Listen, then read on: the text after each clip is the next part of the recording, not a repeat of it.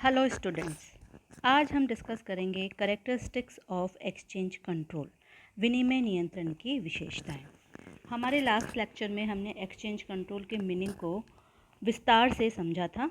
अब उस मीनिंग के आधार पर ही उसकी कुछ विशेषताएं हैं जो विनिमय नियंत्रण के अर्थ को और अधिक स्पष्ट करती है। आज हम उसको डिस्कस करेंगे। कैरेक्टरिस्टिक्स में फर्स्ट पॉइंट है, all types of international transactions involving foreign exchange are centralised. Exchange control में सभी प्रकार के विदेशी विनिमय सौदों का केंद्रीयकरण सरकार के पास हो जाता है और वही उसका संचालन भी करती है। हमने ये भी डिस्कस किया था जब हमने इसकी मीनिंग को समझा था कि एक्सचेंज कंट्रोल में विदेशी मुद्रा के क्रय विक्रय पे या उसके इस्तेमाल पे सरकार नियंत्रण लगाती है ताकि विदेशी मुद्रा का देश हित में आवश्यक कार्यों में उपयोग हो। तो इसके लिए ज़रूरी है कि जितने भी विदेशी विनिमय सौदे हुए उनका केंद्रीकरण सरकार के पास हो, तभी एक्सचेंज कंट्रोल विनिमय नियंत्रण सुचारू रूप से लागू होगा। सेकेंड पॉइंट है, state has full control over the foreign exchange business in the market. सभी विदेशी विनिमय प्राप्तियां सरकार या अधिकृत संस्था को सौंपनी पड़ती है। State has full control over the foreign exchange business in the market. जो देश है या राज्य है उसका विदेशी विनिमय बाजार पर पूरा नियंत्रण रहता है। नेक्स्ट पॉइंट है, only those possessing licence can deal in foreign exchange. Foreign exchange में कौन डील कर सकता है? जिसके पास में इसका लाइसेंस हो, और जिसके पास में लाइसेंस नहीं होगा वो इसको डील नहीं कर पाएगा। The government fixes the priorities for distribution of foreign exchange.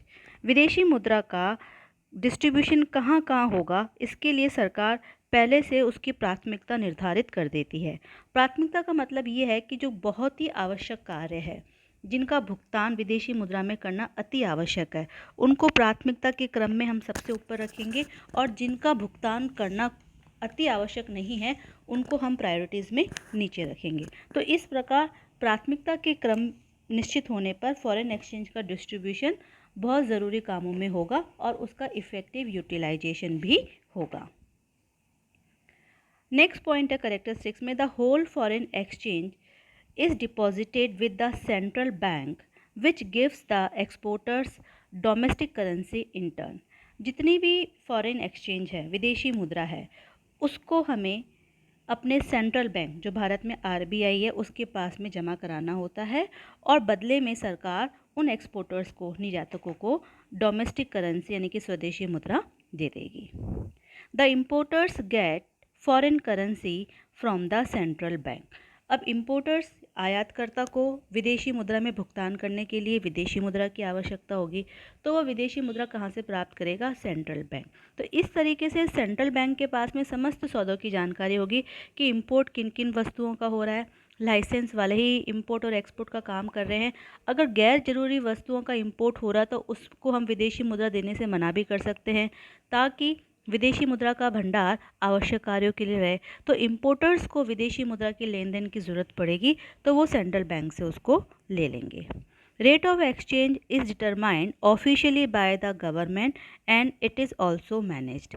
जो एक्सचेंज रेट है वो ऑफिशियली सरकार के द्वारा निर्धारित होती है और सरकार इसको मैनेज भी करती है देश हित के अनुसार। तो ये तो थी एक्सचेंज कंट्रोल की विशेषताएं। अब दो टर्म आती है, एक आता है गवर्नमेंट इंटरफेरेंस और एक आता है एक्सचेंज कंट्रोल। कितनी बार इन दोनों टर्म को हम एक ही समझ लेते हैं, लेकिन इन दोनों टर्म में डिफरेंस होता है। सबसे पहले हम डिस्कस करेंगे गवर्नमेंट इंटरफेरेंस कि इसका मतलब क्या है। The term government interference refers to the sale and purchase of foreign currency by the government with a view to maintain a particular rate of exchange for the country. In this case, the private parties enjoy full freedom to buy, ये spelling गलत हो गई है, BUY आएगा यहाँ पे, to buy and sell foreign currency in their desired quantities. Interfere का मतलब ही क्या होता है? हस्तक्षेप करना, ठीक है ना। तो जब कोई काम आराम से चल रहा है उसमें कोई हस्तक्षेप करेगा तो हम कहेंगे भाई आप इंटरफेयर क्यों कर रहे हैं। इसको मैं याद रखने का आपको तरीका बता रही हूँ कि जब फॉरेन एक्सचेंज मार्केट में प्राइवेट पार्टीज़ भी अपना खरीदने बेचने का काम कर रही है विदेशी मुद्रा का, तो सरकार भी आ जाती है खरीदने और बेचने के लिए। क्यों आ जाती है? क्योंकि उनको एक्सचेंज कंट्रोल को कंट्रोल करना होता है एक स्पेसिफाइड रेट में या देश हित में। तो जब समूची हम देखते हैं कि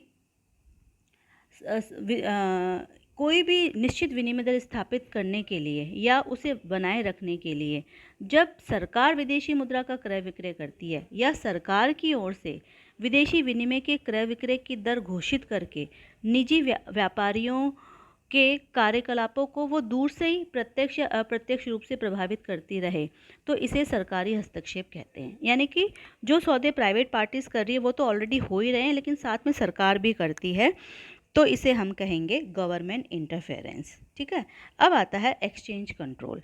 under this system the government establishes it's monopoly over the entire foreign exchange business and the private parties have no freedom of buying and selling foreign exchange in the desired quantities। अब जो exchange control है उसमें समूची विदेशी विनिमय व्यवस्था पर सरकार का एकाधिकार होता है और निजी व्यापारियों को विदेशी मुद्रा के क्रय विक्रय की बिल्कुल भी स्वतंत्रता नहीं होती है। तो अब इसमें क्या हो, इंटरफेयर नहीं कर रहा कोई भी, लेकिन सरकार का एक्सचेंज कंट्रोल सरकार का ही है। और जब प्राइवेट पार्टीज़ को फ्रीडम होती है और उसमें सरकार के द्वारा फॉरेन करेंसी का सेलिंग और बाइंग एक्टिविटी होती है, तो इसे हम इंटरफेरेंस कहेंगे। ठीक है। तो एक्सचेंज कंट्रोल में सारी मोनोपोली किसकी है? गवर्नमेंट की है। और जो प्राइवेट पार्टीज़ है उनको एक्सचेंज फॉरेन एक्सचेंज को खरीदने और बेचने की स्वतंत्रता नहीं होती है। It is also of two type, full and partial. दो तरह का होता है एक्सचेंज कंट्रोल, एक तो होता है संपूर्ण और एक होता है आंशिक। अब फुल और पार्शियल एक्सचेंज कंट्रोल क्या होता है?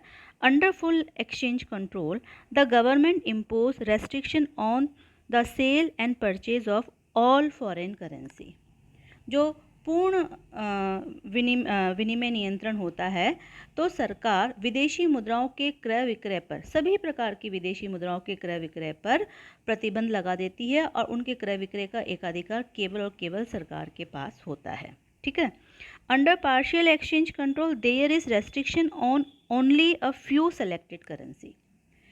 अगर आंशिक विनिमय नियंत्रण है तो सरकार कुछ चुनी हुई विदेशी मुद्राओं के क्रय विक्रय पर ही प्रतिबंध लगाती है। समस्त विदेशी मुद्राओं के क्रय विक्रय पर प्रतिबंध न लगा के कुछ चुनी हुई, तो इसे आंशिक विनिमय नियंत्रण कहेंगे। और जब समस्त विदेशी मुद्राओं के क्रय विक्रय पर सरकार प्रतिबंध लगा देती है या समस्त विदेशी मुद्राओं के क्रय विक्रय का एकाधिकार सरकार के पास होगा, तो इसे हम कहेंगे फुल एक्सचेंज कंट्रोल।